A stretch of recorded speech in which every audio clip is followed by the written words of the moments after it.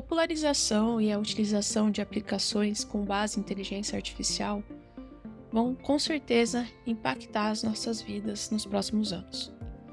E diante desse fato, nós podemos escolher se queremos ficar parados, vendo para onde tudo isso nos leva, ou se aprendemos e nos informamos sobre como podemos utilizar essas aplicações no nosso dia a dia. Por isso que eu fiz esse vídeo. Eu queria mostrar aqui como que podemos começar utilizando o ChatGPT, que hoje é a aplicação com base em inteligência artificial mais popular. E eu vou apresentar aqui algumas melhores práticas e algumas ideias também para começar a utilizar. A primeira coisa que nós precisamos é uma conta na aplicação, muito simples. Nós temos um vídeo no canal introdutório sobre isso, que passa cada etapa para criar a conta. Mas eu também vou deixar aqui na descrição desse vídeo o link, porque é muito simples. Se você tiver uma conta no Google, por exemplo, basta vincular a conta e se autenticar no site. A partir disso, todos teremos acesso. Com acesso em mãos, nós podemos começar fazendo perguntas para a aplicação. O ChatGPT é uma inteligência artificial de processamento de linguagem natural. Então, basicamente, a aplicação foi treinada para nos prover, para nos dar respostas para comandos que eventualmente nós façamos. Então, nós podemos fazer qualquer pergunta, óbvio, dentro dos limites éticos, e também nós podemos pedir elaboração de textos e elaboração de algumas tarefas relacionadas a texto. Então, é para isso que serve o chat e é assim que nós vamos começar a utilização. A primeira dica é elaborar uma pergunta específica e bem direcionada, porque quanto mais detalhes eu der sobre a minha pergunta, melhor vai ser direcionada essa resposta e mais próximo, vamos dizer assim, do que eu quero, a aplicação vai chegar. E aí, como exemplo, se eu quiser pedir pro chat me dar uma sugestão de presente para alguém, o ideal é que eu coloque lá as características dessa pessoa. Então, de onde ela é, qual a idade, se eu souber alguns gostos gerais dela, a profissão e as características e especificidades. E fazendo isso, ele vai conseguir direcionar melhor e dar sugestões muito interessantes. Então, essa é a primeira dica. A segunda é fornecer contexto, toda vez que for necessário. O contexto, muitas vezes, é necessário quando nós, por exemplo, queremos saber coisas que o ideal seria limitar um período de tempo. Ou mesmo explicar as características da situação, do contexto mesmo como um todo, né? Então, se eu estou no ambiente de trabalho, isso é um contexto que eu posso dar, e aí eu especifico que tipo de questão. E aí, para deixar mais claro, se eu posso pedir para a aplicação elaborar e-mails para mim como respostas, né? E aí, quando eu for pedir a elaboração, uma sugestão de resposta para um e-mail, eu especifico em que contexto que aquele e-mail está sendo respondido.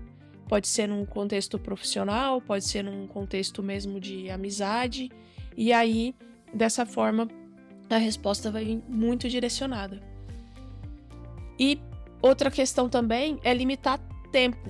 Se eu quero perguntar pro chat qual foi o melhor filme de ação, eu posso limitar um tempo, porque a resposta virá mais direcionada. Se eu fizer uma pergunta muito genérica, ele vai levar ali em consideração características que a gente não sabe, então ele pode trazer uma resposta que não seja tão correta assim. Por isso que é importante. E aí, uma limitação importante para todos nós sabermos é que O treinamento do chat, ele foi até o final de 2021.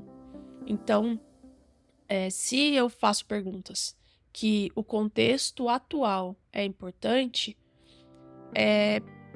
também que forneçamos as características e as informações necessárias para que ele dê a resposta. E aí, para isso, eu preciso colocar na pergunta o que aconteceu em 22 ou em 23 que seja importante para aquela resposta que eu estou buscando.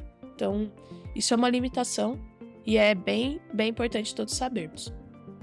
E a última dica é: use bastante a aplicação. Refaça as perguntas, não tenha medo de reformular a sua pergunta. E teste bastante, principalmente no início, porque assim você vai aprendendo a interagir com essa aplicação. Que embora pareça que você está conversando com uma outra pessoa, não é.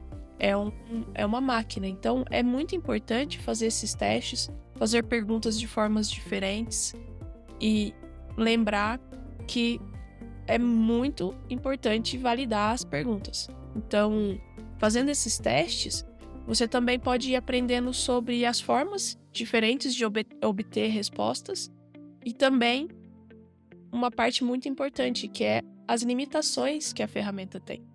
Então, elabore sua pergunta de formas diferentes. Então, se você fez lá uma pergunta, pensa em outras 3 formas de fazer aquela mesma pergunta. Algumas mais específicas, outras mais genéricas. Pergunta em contextos diferentes e vai testando. Isso vai ajudar muito você a pegar uma prática e aprender muito sobre o que você pode e o que não é tão bom assim de fazer para obter as melhores respostas. E agora eu queria dar alguns exemplos de utilização. A primeira ideia é utilizar a ferramenta para traduzir textos. Ele é muito bom para fazer esse tipo de coisa. Ele consegue ser mais preciso, dependendo do contexto e da forma, você consegue elaborar textos mais adequados. Então, é muito bom. Teste bastante a tradução e também dá para copiar textos e pedir para que ele traduza para o português. E é uma ferramenta muito, muito legal para isso. Uma outra utilização também que é bem interessante é utilizar a interação com o chat para aprender coisas. Então, dá para pedir para o chat ensinar coisas diversas, assuntos diversos. Então, independente da sua área, você pode aumentar o seu conhecimento fazendo esse tipo de estudo. É uma nova forma de estudo. Um outro exemplo é pedir para o chat ajudar em questões do dia a dia mesmo. Então, eu tenho alguns ingredientes na minha geladeira e estou sem ideia do que criar como uma refeição e tudo mais. Então, eu posso pedir: olha, eu tenho macarrão, tenho molho de alguma coisa, e especifico todos os ingredientes e peço para ele me ajudar a elaborar a refeição mais equilibrada para quem, enfim, aí eu posso dar um contexto e a característica e ele vai dar ideias de receitas. Então, como vocês podem perceber, são diversas formas e comenta aí se você já começou a utilizar ou se você teve alguma ideia nova. Fique no canal para os próximos vídeos que nós faremos sobre o assunto. Muito obrigada a todos.